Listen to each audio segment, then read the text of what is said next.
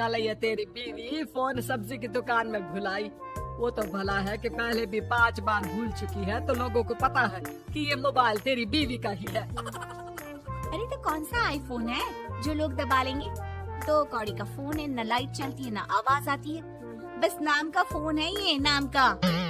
अरे नाम के फोन पर तू घंटों पंचायत करती है, न जाने क्या काम होता है। अरे कौन से शहर बाजार में तू काम करती है?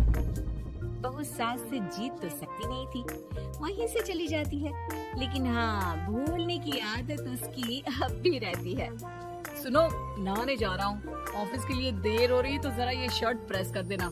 और हाँ प्लीज, और कोई शर्ट धुली नहीं है तो थोड़ा ध्यान से करना, ठीक है? अरे हाँ पता है, हर बात पे सिखाया मत कीजिए। इस घर में शादी करके तो ऐसा लग रहा है कि सामान्य ज्ञान की क्लास ही चलती रहती है, हर वक्त परेशान करके रख दिया है। पति नहाने जाता है और बीवी लग जाती है पति की शर्ट प्रेस करने कि तभी बाहर से आवाज आती है, कोई गरीब साधु को रोटी दे दे। अरे बाबा भूखा खड़ा है तेरा द्वार देवी, बाबा को भिक्षा देकर पुण्य कमा ले देवी। ओहो, ये तो पुण्य की बात है कि बाबा दरवाजे खड़ा है। अब इसकी आवाज सासू माँ को सुनाई नहीं देगी, लेकिन मैं और ये कमरे में हल्के से बात कर ले तो क्या, अरे घूसी चली आती है। चलो पहले बाबा को ये रोटी दे देती हूँ। अब क्या था, रिंकी जाती है बाबा को रोटी देने, लेकिन पीछे छोड़ जाती है पति की शर्ट के ऊपर प्रेस, वो भी गर्मा गर्म। अरे बाबा रोटी तो ले लो, बस ये बता दो कि मेरी किस्मत कब जगेगी। ससुराल में हालात टेबल टेनिस के बॉल की तरह हो गए हैं, कभी कोई इधर फेंकता है तो कभी कोई उधर फेंकता है, कोई इधर मारकर उधर फेंक देता है। समझ में ही नहीं आ रहा कि ये भूलने की आदत कैसे ठीक होगी। कोई उपाय हो तो बता दो ना बाबा। बाबा घर के अंदर देखते हैं तो 1 घंटे बाद टीवी पर गजनी फिल्म शुरू होने वाली होती है। याद है ना, गजनी फिल्म जिसमें आमिर खान को भूलने की बीमारी होती है और वो हर बात को लिख कर याद रखता है। अरे बेटे, हम बाबा हैं, हर किसी सवाल और जीवन में दुख परेशानी का निजात है हमारे पास। तुम एक काम करो, 1 घंटे बाद टेलीविजन के सामने बैठ जाना और जो फिल्म देख रही हो ना देख लेना, तुम्हें तुम्हारे सारे सवालों के जवाब मिल जाएंगे। अलग निरंजन, निकालो खाना, सलाह देने की दक्षिणा भी। अरे बाबा, जीवन से ये वाली समस्या खत्म हो जाए तो समझिए मेरे घर से आपका लंच पैक शुरू, वो भी बिल्कुल फ्री में। तभी अंदर से पति के जोर जोर से चीखने की आवाज आती है। अरे क्या मजाक बना रखा है तुमने? ये क्या है, पूरी शर्ट जला दी। तंग आ गया हूँ मैं तुम्हारी भूलने की आदत से। हे भगवान, ये मेरा गधा जैसा बेटा सारा दिन जितनी कमाई नहीं करता उतना तो ये लड़की नुकसान करवा देती है। बाबा, लग रहा है कि कोई कांड हो गया है अंदर मुझसे। अच्छा मैं ना 1 घंटे बाद बैठ जाऊंगी फिल्म देखने, विदा लीजिए अब तो आप।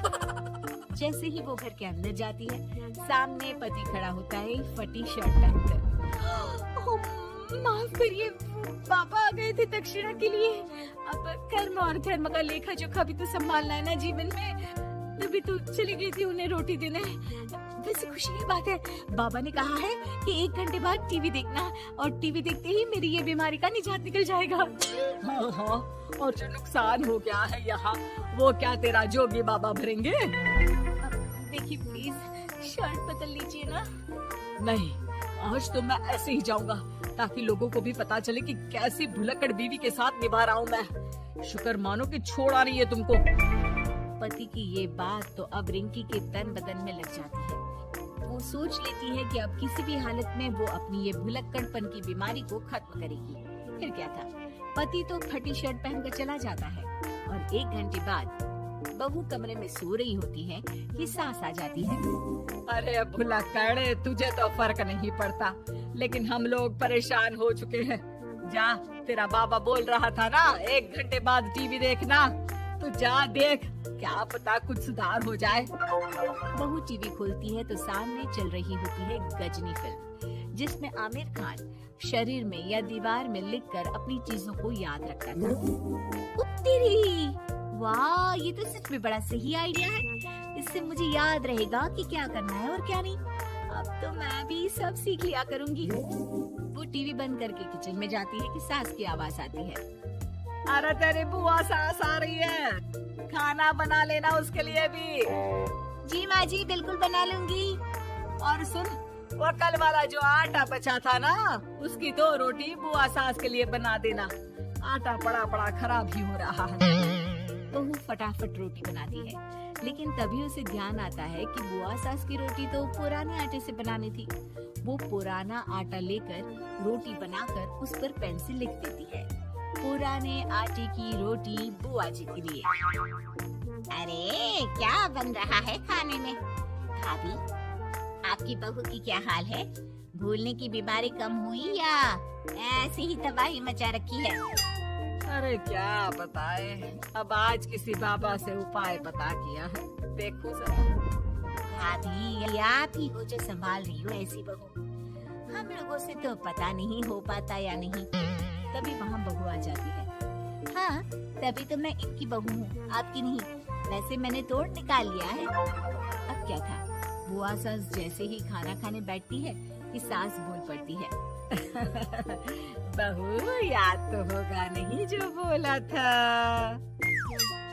याद करो, बुआ के लिए कौन सी रोटी बनानी है, कहा था ना मैंने। जी, सब याद है, सब कुछ। ये लीजिए। लेकिन जैसे ही बुआ सास की रोटी उनकी प्लेट में आती है, वो जोर जोर से चिल्लाने लगती है। अच्छा, तो ये टोटका बताया है तेरे बाबा ने, जो कुछ भूलो लिख लो, क्यों? बहू को लगता है कि बुआ सास तारीफ कर रही है।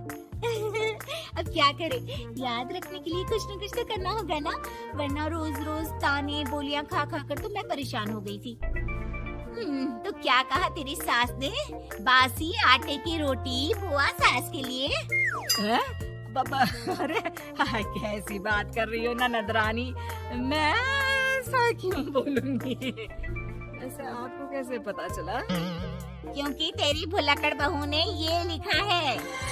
बहू सबके सामने वो रोटी रख देती है जिसमें लिखा होता है, बुआ सास की रोटी बासी आटे की।